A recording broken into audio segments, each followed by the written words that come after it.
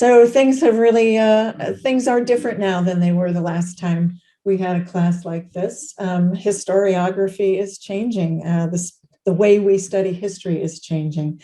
And so it's important for us now to start classes and meetings with land acknowledgement to the Native people who have taken care of this land for so long. So we are gathering on the ancestral lands of the Coast Salish people. Since time immemorial, the Coast Salish have called Whidbey Island home, stewarding this bountiful land for millennia. We honor Coast Salish elders, their descendants, and future generations who continue their lifeways on and around Whidbey Island. So in the same vein,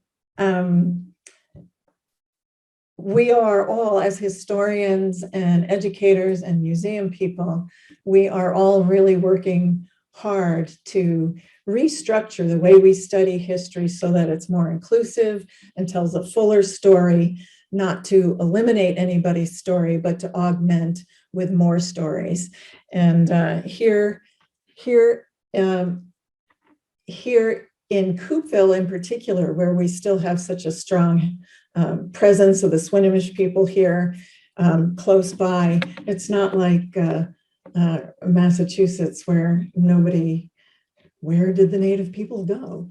Here we have a pretty lively community. So it's really important for us to restructure the way we approach this. Now, one of the problems that we have, obviously the Coast Salish have a really rich culture, but for so many years, Europeans have worked hard to stifle that culture. So even though we as Europeans are hardwired to study history and preserve our history and our stories through writing, through the written word. And Native peoples, of course, did it through oral tradition. And over the years, those oral traditions have been interrupted. And it's difficult for us to tell a full-throated story. And not only is it difficult because of the access to information of a real, genuine Native perspective, but is it proper for white people to be even trying to do that, right? It's a double-edged sword. So the public wants to have more inclusive representation in the historic narrative, but they also don't want white people presuming to know what that perspective is. So this is a real time of revolution in historiography, and it is a work in progress. So I will start simply by saying that we are really sensitive to this. We are anxious to participate in this evolution. It's definitely going to take a long time to develop trust with the tribes in sharing their stories in a public forum like this, but we are committed to doing it. So bear with us if I make mistakes, if I leave things out. Culturally, I apologize. We are all working hard to get better at this. Oh my goodness. So I do want to take a minute before I get into the full text to say that history is study. It's a social science. It's not a celebration. So, if you do it right, you're supposed to be going after the truth and finding out the full facts, the whole story, ma'am.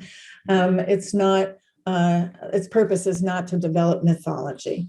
So, but we do have coming up on our horizon as a nation, a big history celebration, which is a different thing, right? And that is in just a little over 3 years, you're going to start seeing the celebrations across the country for the 250th anniversary of the Declaration of Independence.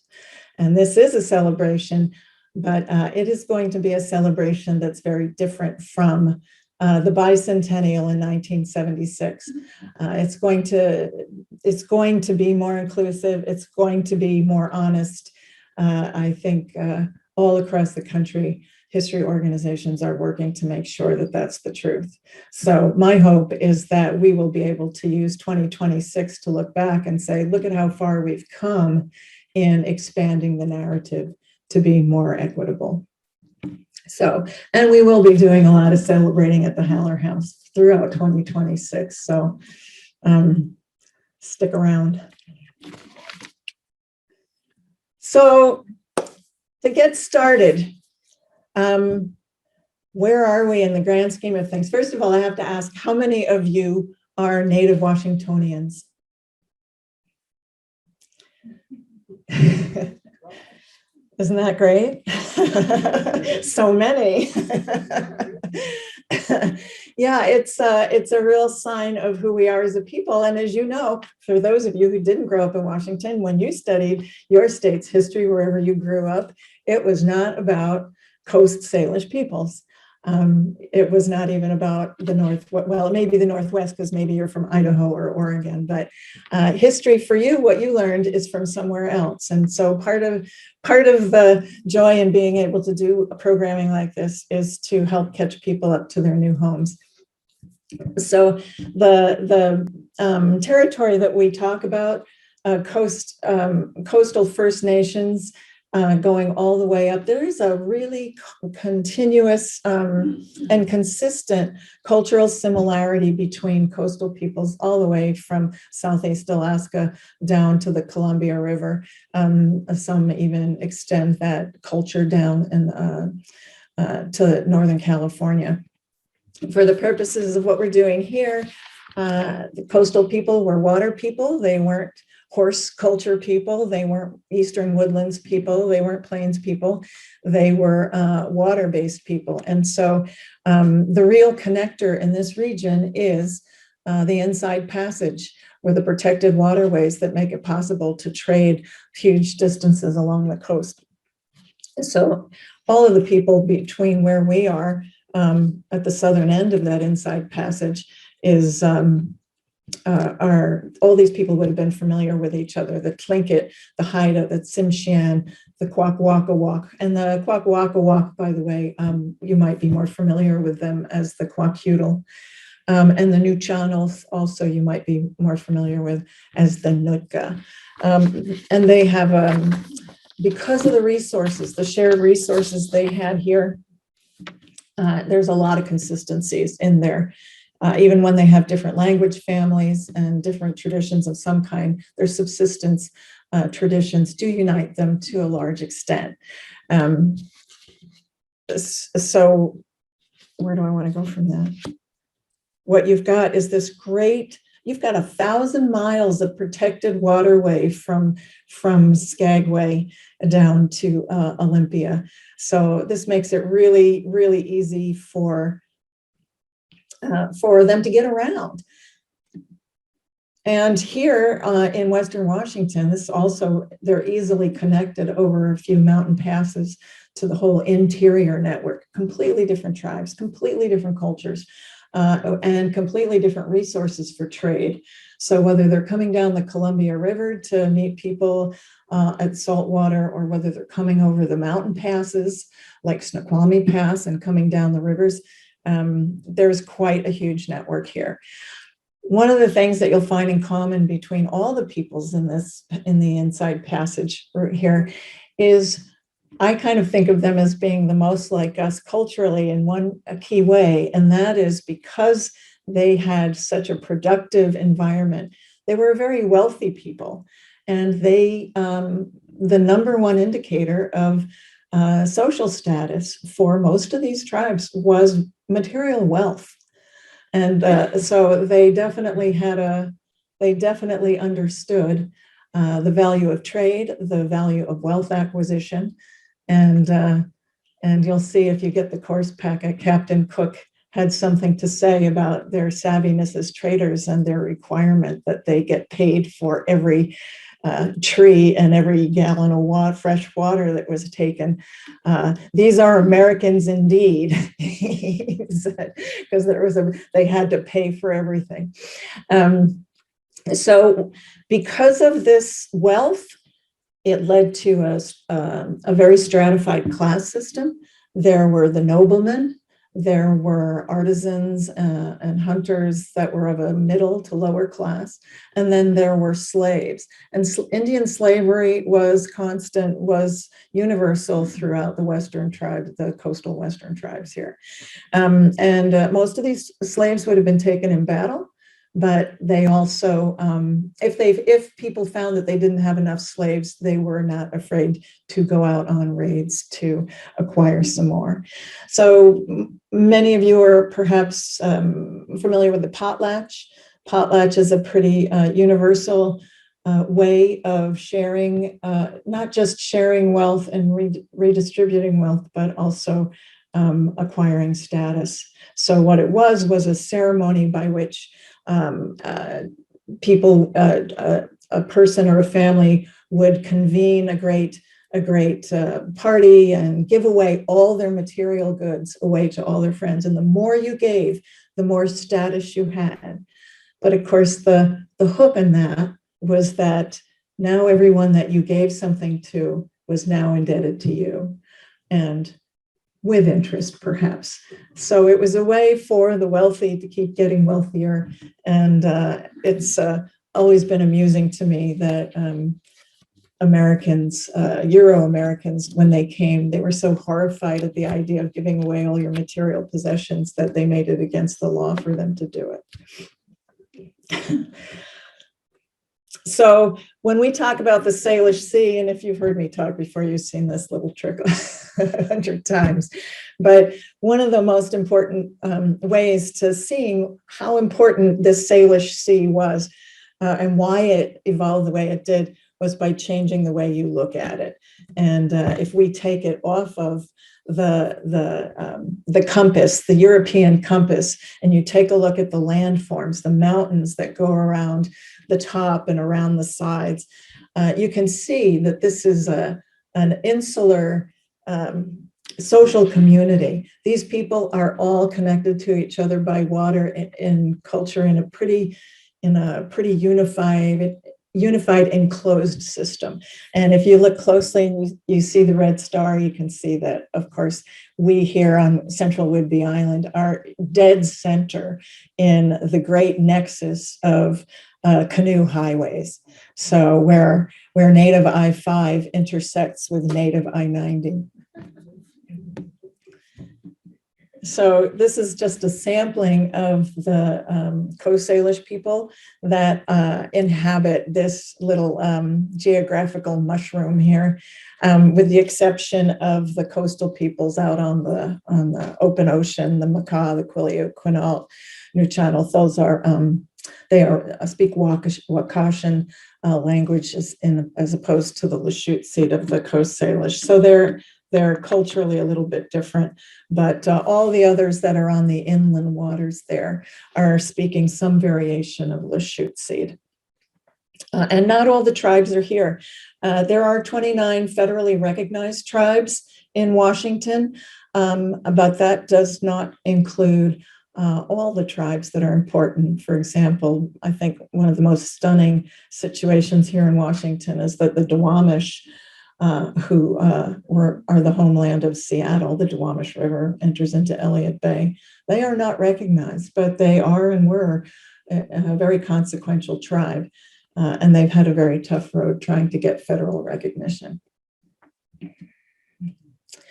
So one of the other aspects, not just saltwater, is the three major rivers that enter into saltwater on the east side of Whidbey Island.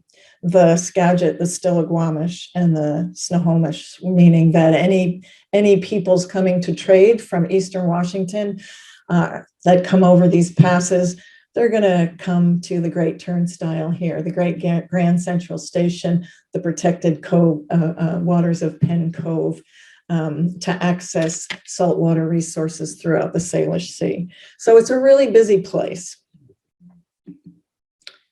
And just for a quick look at the tribes that were actually well established traditionally here on Whidbey Island, the lower Skagit, as opposed upper Skagit, were up along the river, so they were freshwater people.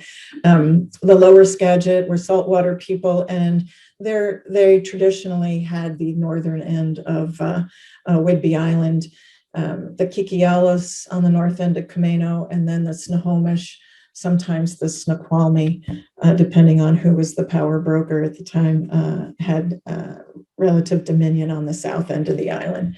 You'll see a little bit of a patch. You might ask about the Swinomish. The Swinomish on the northern end of Whidbey Island are, depending on, I would defer to them to say whether they are part of the Lower Skagit or if they consider themselves distinct. But the intermarriage between all these people was the way that they kept from being a martial people. Everybody, it was hard to go to war with another village or tribe if you had multiple people in your family married into those tribes. So they were not they did very well with diplomacy when bloodlines were involved. One place, the little elbow where you see where Partridge Point is, you'll see a little area for the what we would now write as the Sklallam from the other side, from the Quimper Peninsula. This was primarily seasonal camping that they did there. It's not believed that they had any permanent year-round village presence there, but they did have permission from the Skagit to cultivate potatoes there.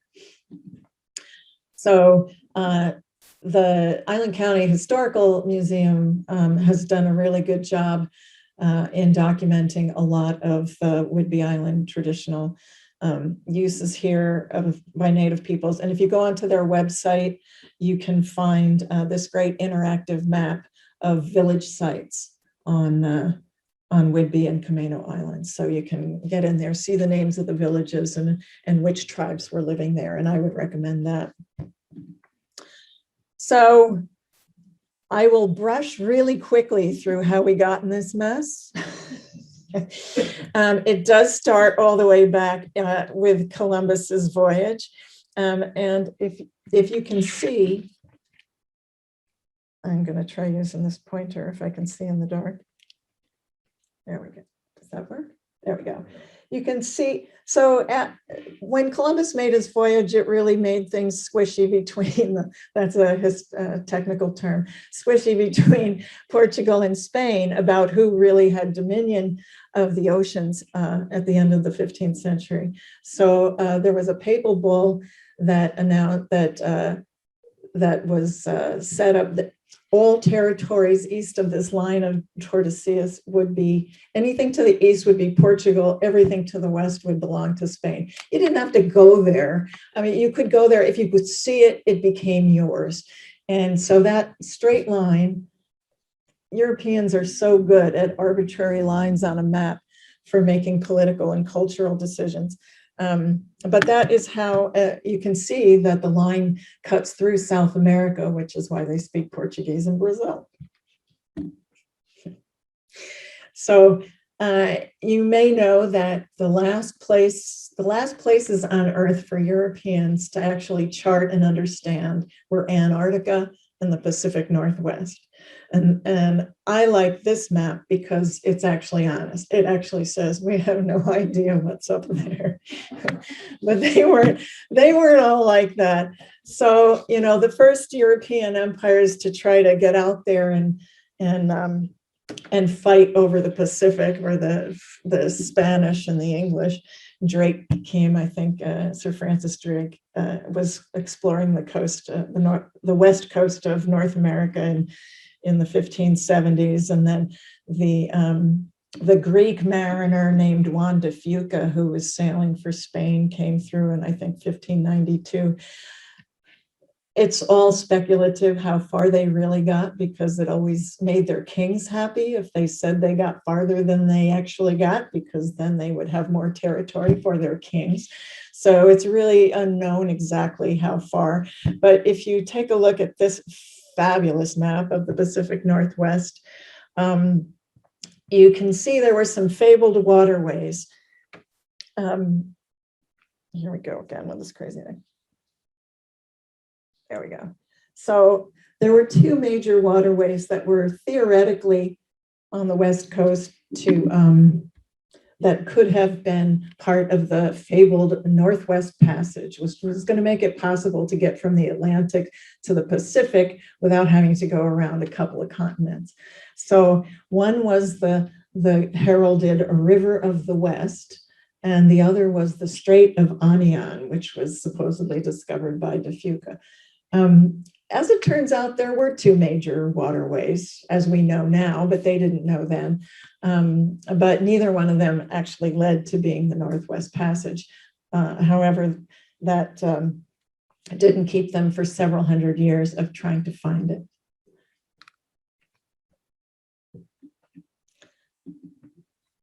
This one, I love it. It's like, well, if you don't know what to put there, just put a really big lake.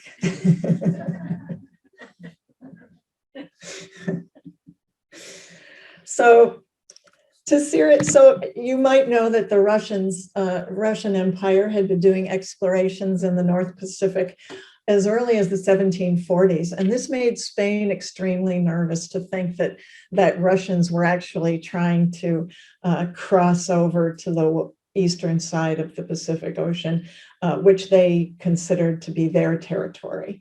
And so they started sending up, in 1774, they sent their first mariner up, Juan Perez, to start charting the coast. And so 1774, if you stop to think what's going on in the United States, they're not the United States yet, right? It's still colonies out there on the East Coast. 1774, everybody's really mired down in colonial politics and King George and all that horrible stuff. So the Americans weren't paying any attention to this at the time, but the Spanish were trying to get up and see how far are the Russians getting? What are they up to? And is anybody else up here? A year later, they sent Bruno de Heceta and Bodega y Quadra, and they got further and further. So Perez made it to about 54 degrees of latitude and charted, and Heceta and Bodega y Quadra made it up to, or Bodega y Quadra alone made it up to 59. So they are documenting, they're actually getting there now. And neither of these guys are able to find either the Great River of the West or the Strait of Anian. If you've ever done any sailing on the ocean side there in blue water, it's not that hard to understand why they couldn't find these great bodies of water. It's always so foggy. So there was one guy back east who was paying attention, and this was Benjamin Franklin. He had heard, as most people knew, that in 1776, Captain James Cook had gone exploring in the Pacific on his third and what would be his final voyage. And he was specifically going to look for that Northwest Passage and to document scientific discoveries along the way. And Benjamin Franklin was so anxious that no American mariners would run into, because in 1776, there's already conflict on the seas. An American vessel, privateers in particular, could seize and raid British ships. And Franklin wanted to make sure that everybody would leave James Cook alone, because he was more interested in the scientific knowledge than he was in the loss of one British ship. So as you can see from this, he issued on behalf of the Continental Congress a plea to go out to all captains that they should treat Captain Cook and his people with all civility and kindness, affording them as common friends to mankind all the assistance in your power, which they may happen to stand in need of. It's famous amongst historians, especially it was ill-timed, because when this was issued in March of 1778, Cook had been dead for 3 weeks. He was killed in the Hawaiian Islands. But it was a really nice thought. So James Cook did definitely change the face of the Pacific Northwest for other reasons. He did not find either of those great waterways either. And I think, if Cook couldn't find it, you had to be in the right place at the right time, under the right circumstances to have found either of these places. But he noted in his reports that in this very latitude, geographers have placed the pretended Strait of Juan de Fuca, but nothing of that kind presented itself to our view, nor is it probable that any such thing ever existed. Now, if you know anything about place names in Washington, this is especially humorous because he named Cape Flattery. He's said that the Cape had, he flattered himself to think that he might have found the entrance to the Straits of Juan de Fuca, but it turned out to be false, when in fact he was right. So that's how Cape Flattery got its name. So he did something that no one else had done. The Spanish had found this place called Nootka Sound on the west side of Vancouver Island, but they had not gone into it. They may have traded with some natives out on the open water, but they didn't go in.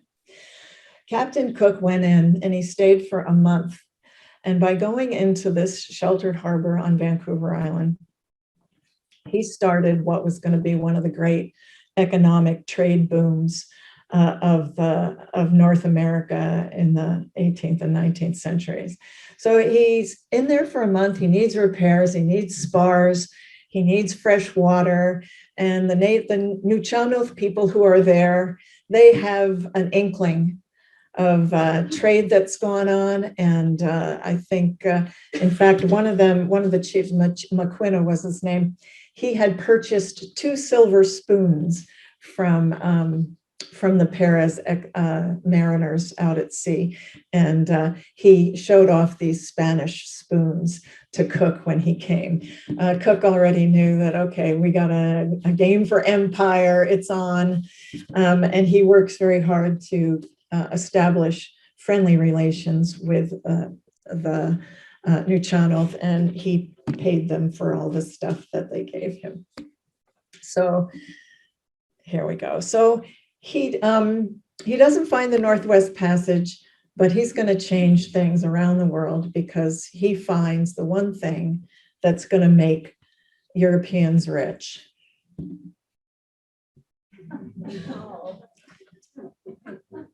How could you drive this poor creature into extinction? I just can't imagine it. Look at this. I never get tired of it. So what Cook's men did was he traded certain artifacts, metals, cauldrons, things native peoples treasured highly, for sea otter pelts. And even though he never made it to China because of his little accident in Hawaii, his crew did make it to China. And the problem with China had been that China had all these things that Europeans and Americans wanted, but they didn't have anything the Chinese wanted. Well, the Chinese really wanted sea otter furs. This was it, and they were paying top dollar for it. So Cook's men are coming back at the end of their journey, and it's like, oh my God, you guys, it's a soft gold rush. You have to get out there while there's still otters, because the Chinese are paying exorbitant amounts of money for these furs. It's just unbelievable profiteering. So it would have started, well, actually, it did start in immediate. By the time Cook's publication, the report of his expedition comes out, it is 1784. So if you know your American history, what's going on back east in 1784? The war has just ended. The revolution is over. It ends in 1783. And what happens is that these boatloads, shiploads of British and American sailors who've been fighting in this war are cashiered and have nothing to do. But look, if they can just raise enough money to get on a ship and go out to the Pacific Northwest and trade with China, the sky's the limit. So all these Brits and Yankees are heading out in their ships, funded by Boston merchants, to get rich in the Pacific Northwest. So, and I include this, the China trade just exploded with sea otters. And this is a great picture of, you really obviously can't tell in a sketch of this kind, but this is a Chinese nobleman showing off his 100% sea otter robes. So in 1787, England's Charles Barkley rediscovers the Strait of Juan de Fuca. He is the first person to finally figure out where it is and bring his ships in. And as soon as he gets word back, everybody is heading to look for the Northwest Passage. So you've got two things. You can discover the Northwest Passage and you can get rich on sea otter furs. So all of a sudden, this is a real hot spot in the world.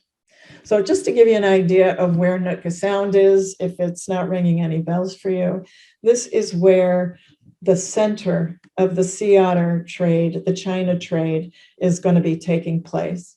It's a beautiful spot. There's a place called Friendly Cove in there, and it was called Friendly Cove by the explorers because these native people loved what the Europeans were bringing them to trade with. That love of acquisition of wealth, the ability to trade and get wealthier, this was what they were. They were just absolutely thrilled to death about this. They were extremely savvy traders. And so they were nobody's fool. There's a wonder. This is worth a whole course in itself, is this 20-year period when Europeans were duking it out, and also native peoples were duking it out for access to the Europeans.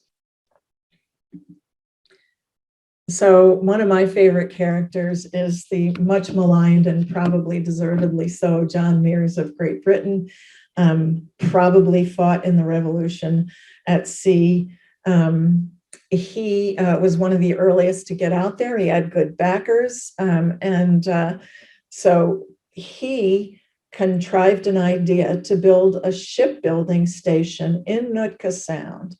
And he was able to negotiate this with McQuina, the chief that was there, for some land to build a ship there. And the very first European ship to be built on the West Coast was built in this time, I think 1787, here in Nootka Sound.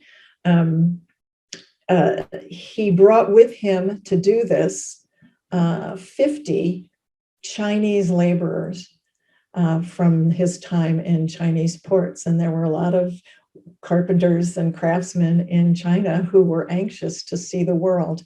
And actually, there were quite a number of native Hawaiians who also wanted to do that. So you'll see in accounts, and there is one account, John Meares' account is one of the things in our packet where he talks about both the Hawaiian natives and the Chinese that are on his ship as he's navigating the trade. But he thought the Chinese were such skilled and good workers that it should be attempted to make a permanent colony here for shipbuilding with Chinese craftsmen. So at the same time, Robert Gray is Robert Gray's a little bit of a troubling character. He's our boy, right? He's the Yankee. He may have fought in the Revolution. It's not completely sure. He's from Rhode Island, and he comes out here, and he's going to get all this credit because he's going to be the first guy that figures out where the Columbia River is. And in doing so, he names the Columbia River after his ship, by the way, the Columbia Rediviva. He is really the primary reason in finding the mouth of the Columbia River and entering it, the primary reason that we are not part of British Columbia today. So we give him credit for that.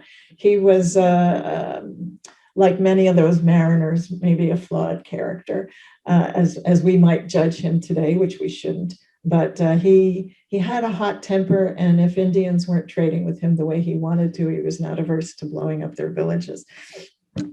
So, but we find we haven't talked that much about that part of Robert Gray. But Gray's Harbor is named after him, and he's going to play a really big part in what's going to be a very big kerfuffle for empire in Nootka Sound.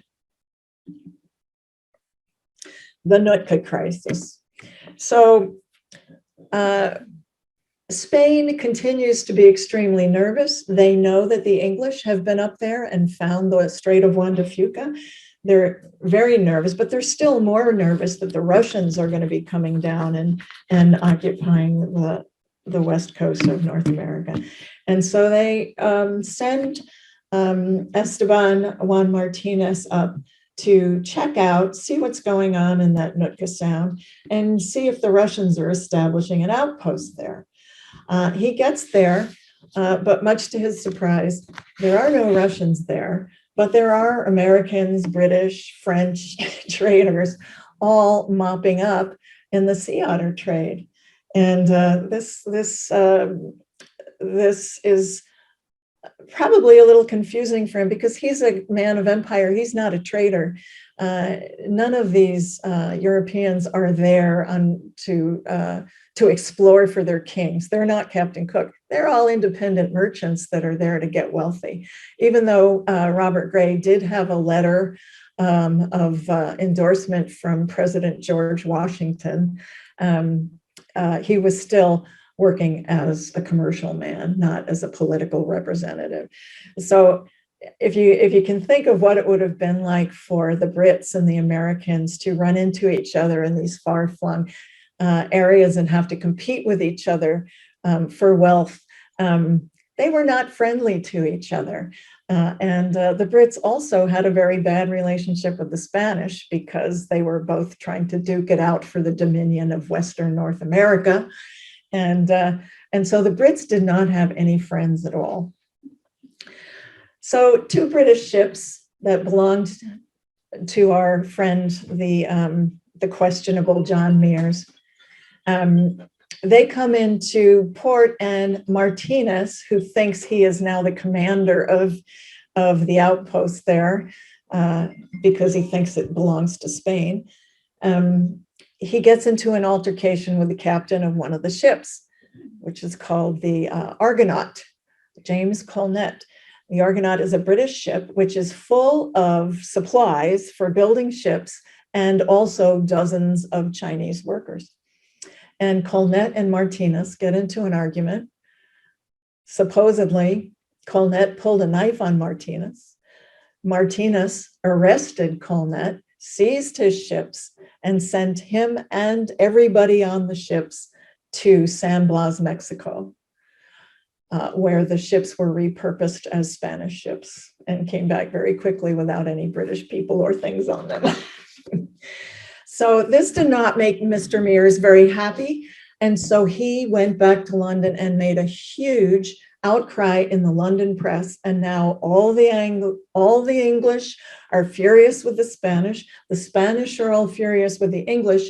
And the papers are calling for war between England and Spain over vessels seized in Nootka Sound on Vancouver Island. The population of Nootka Sound is like 24 people now, so it's really hilarious. But that's the way it turned out. This is going to be an international crisis that goes on for years. And here's why. Here are our 2 representative kings, our favorite King George III and King Carlos of Spain. And if you look at the map is from 1783. This shows you who's owning what in North America at the end of the American Revolution. Everything in green is the United States. Everything in red or pink is British. And everything in yellow is Spanish. So if Britain and Spain are to go to war, what would happen if all the yellow on that map became red? This was not a good omen for the American people. It is often called George Washington's first foreign policy crisis. And as he said, he looked at his map. This map here shows you the British were established in Montreal, and they had possession for a short time down at New Orleans. And so if they were going to go to war with Spain, they were going to want to connect. They were going to want to have transit through American land to connect and serve that war. George Washington was not a fan of that. As he said, the consequences of having so formidable and enterprising a people as the British on both flanks and rear with their navy in front are too obvious to need enumeration. So they are going to, as you see, if you get the packet, there are remarks by, oh my goodness, it's Thomas Jefferson, John Adams, George Washington, and John Jay, who was the Supreme Court Justice, all opining on what they would do if the British asked for transit through North America. It's really, if you're into those men and their personalities, you'll enjoy reading that excerpt in the packet. At any rate, it never did come to pass, thank goodness, that they had to make that decision, whether to let the British go through American land to fight the Spanish or not. But the Spanish kept up their, while the crisis was unfolding in Europe, the Spanish kept up their charting, their explorations. And so Manuel Quimper came in 1790. This is a great map because it shows you how you can see, we recognize this geography, we recognize the Straits of Juan de Fuca, but we can see how much there is that they didn't get to chart. The San Juan Islands are basically part of a continuous mainland. Whidbey Island is part of the mainland, and it's just a little bay where Admiralty Inlet ought to be. So the next year, two more come, Eliza and Narvaez, and you can see they're making some real progress here. That exploration makes it possible for them to see that the San Juan Islands are separate, but they still don't have Whidbey or Admiralty Inlet nailed down. One of the things the Spanish did do on these expeditions that I'm really grateful for is they had artists on board who recorded the looks of the people that they came into contact with.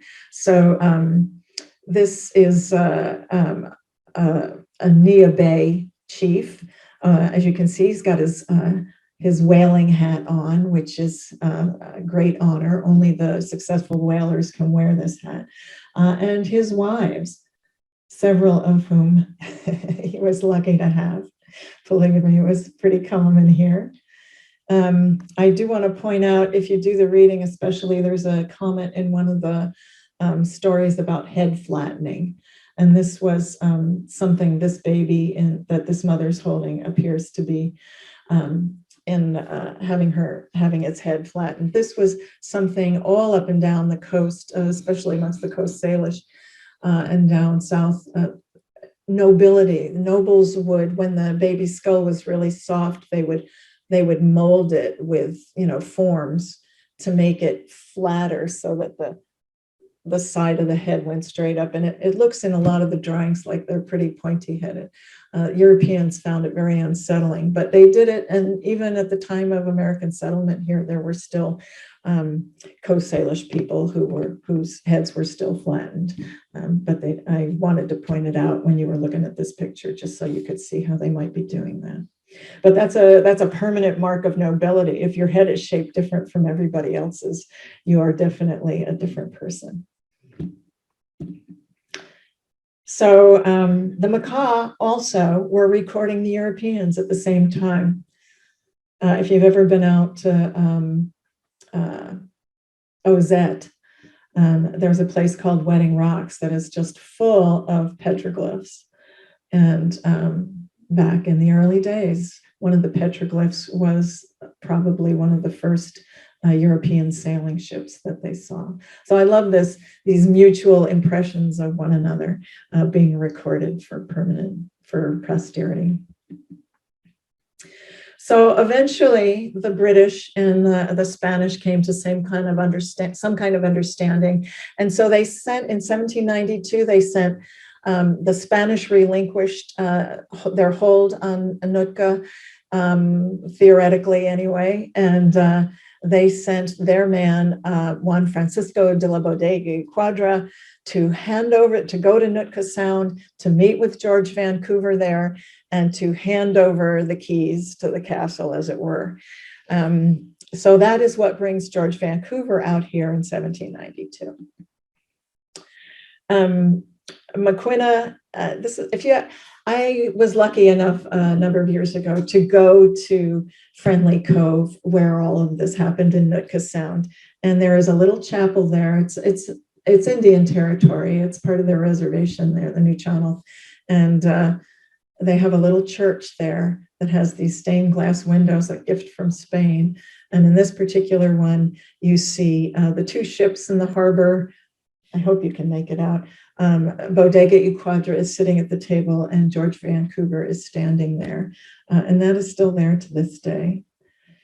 Maquina was instrumental in ruling the trade for the whole western coast, and is still very much revered by the New Channel up on Vancouver Island. And one of the things I love is that in the museum, one of the Spanish museums, they have the very same hat that Maquina was wearing when he was drawn by the artists of the Spanish expedition, showing the whales and the whalers on the hat.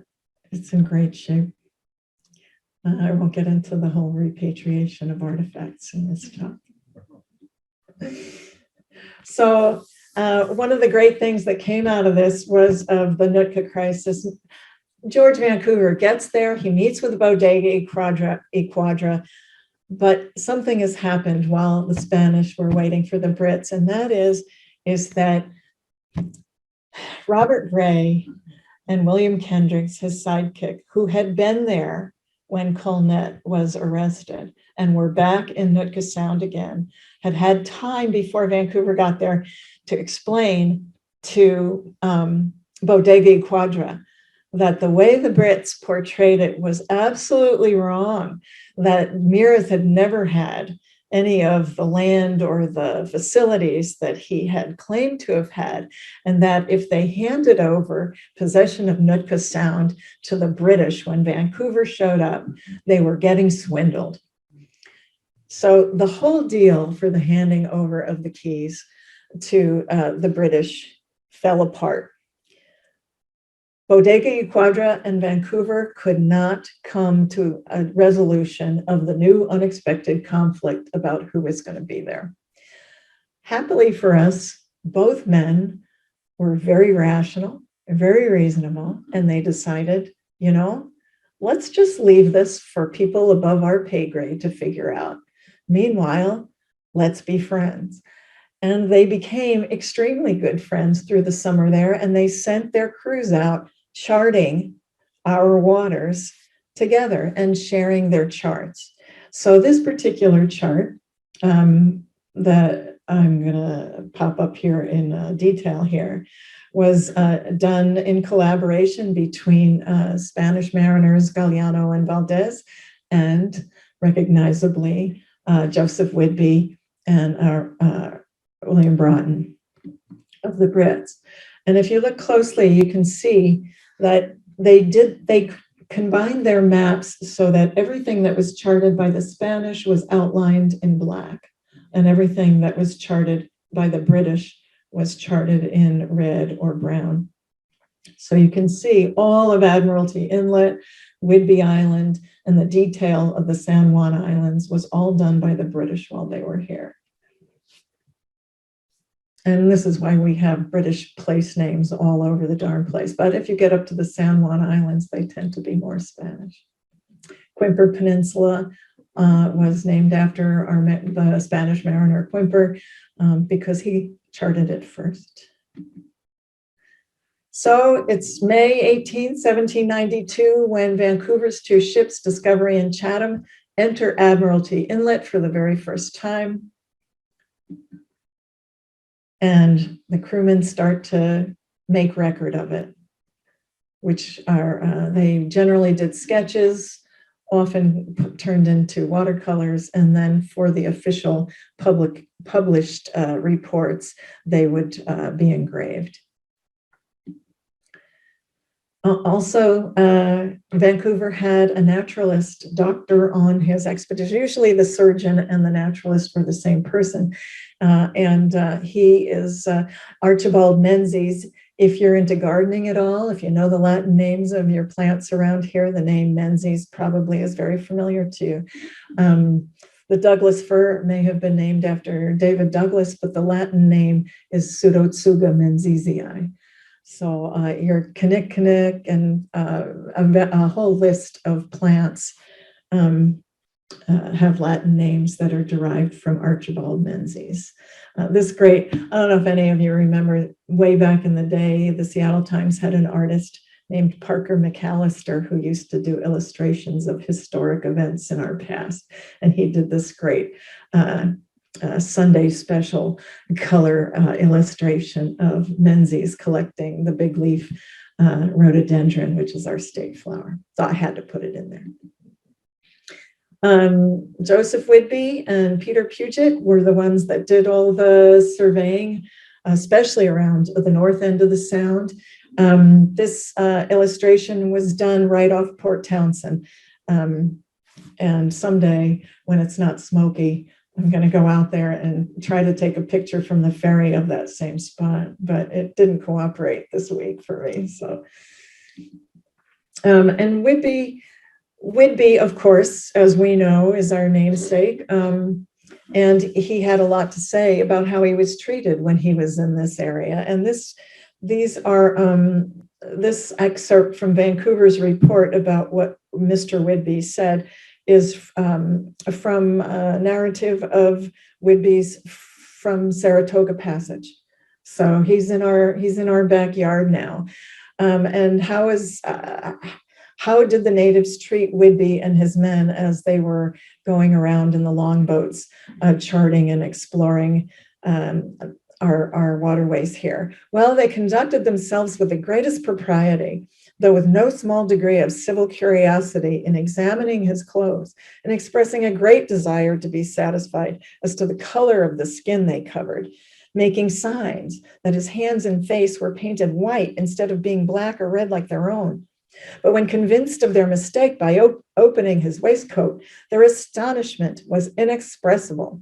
From these circumstances and the general tenor of their behavior, Mr. Whidbey concluded they had not before seen any Europeans, though from the different articles they possessed, it was evident a communication had taken place, probably by the means of distinct trading tribes. So you'll see over and over again in Vancouver's narrative and Whidbey's reports that natives, when they saw the ships coming in, even though they had never seen white people themselves or their ships in the inland waters, they knew what they had. They knew what they were good for trading, and they came out in droves. Wherever these guys went, there were canoes paddling after them, trying to trade with them. If they landed to take readings or to get fresh water, they were swamped. And these people were completely friendly with no fear of them. And I make a point of that because we're going to see that 50 years later, this is not the way Native people are responding.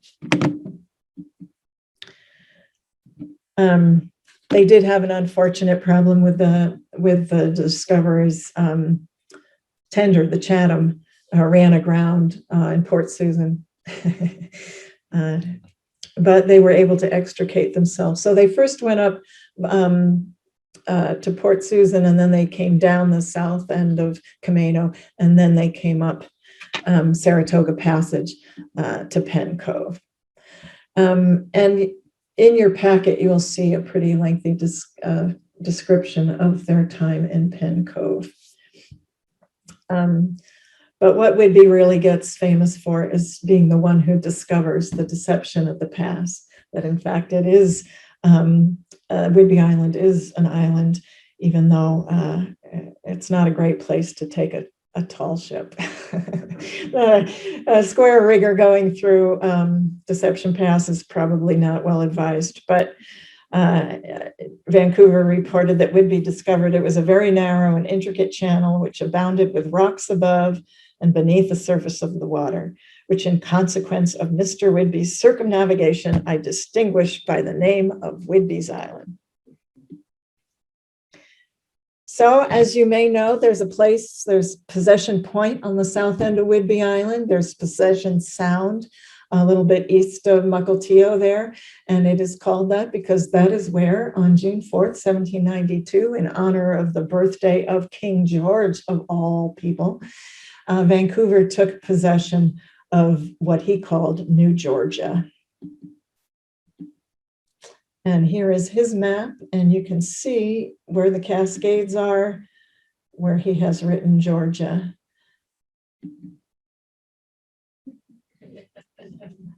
I'm sure the king was happy. So that is, of the place names, I want to point out for Island County, of the place names that we have here, our two islands, our two primary islands, Whidbey and Camano, that it was actually the British that named Camano Island after a Spanish man named Camano. And because the Spanish didn't get in there to discover Camano Island, but out of that sense of camaraderie, maritime camaraderie that made Vancouver and Bodega Quadra friends, they decided to bestow a Spanish name on Camano Island. So here we are, an American island county with our two main islands named after the British and the Spanish.